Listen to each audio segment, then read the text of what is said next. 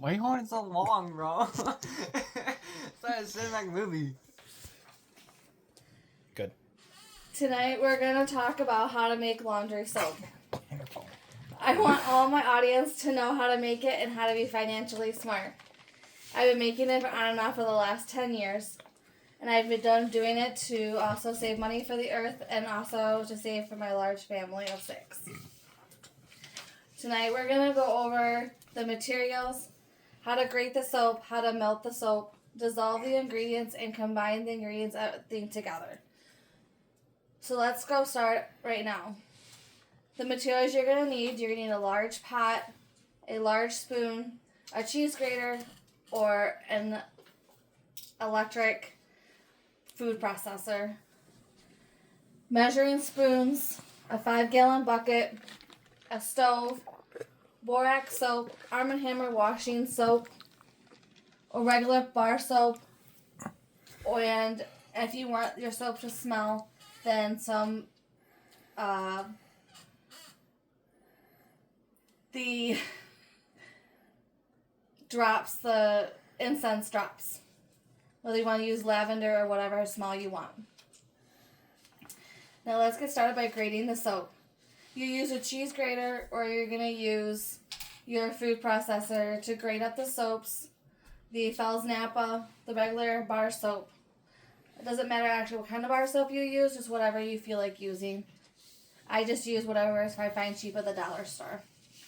Once you grate all the soap up, you put it in the stock pot and then you fill the stock pot up and you turn the stove on to start melting the soap.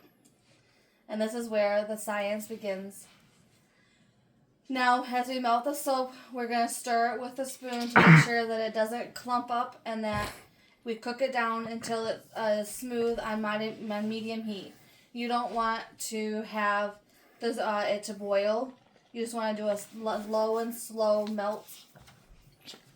Next, as that is doing its melting process, you're going to want to take your 5-gallon bucket. I put mine in the bathtub.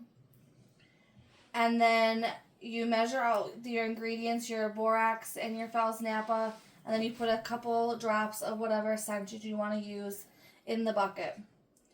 And then you put hot water in the bucket with your ingredients to about halfway full. And then you're going to stir the ingredients until they're completely dissolved together. Next, once all the melted soap is all melted down and smooth into like a thick consistency, you're going to turn the stove off.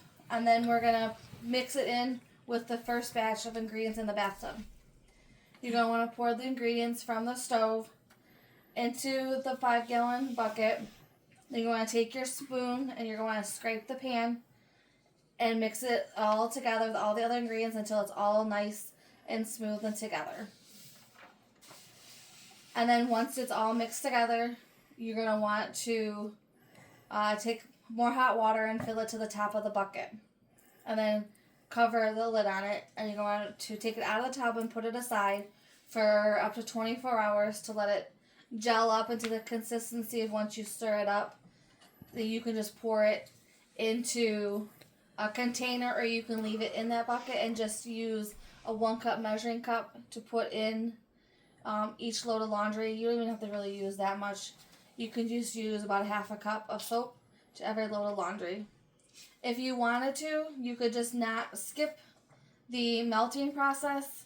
You could just mix all the dry ingredients together in a bucket and just use a 1 tablespoon measuring spoon to and put 1 or 2 tablespoons each load of laundry if you didn't want to use liquid.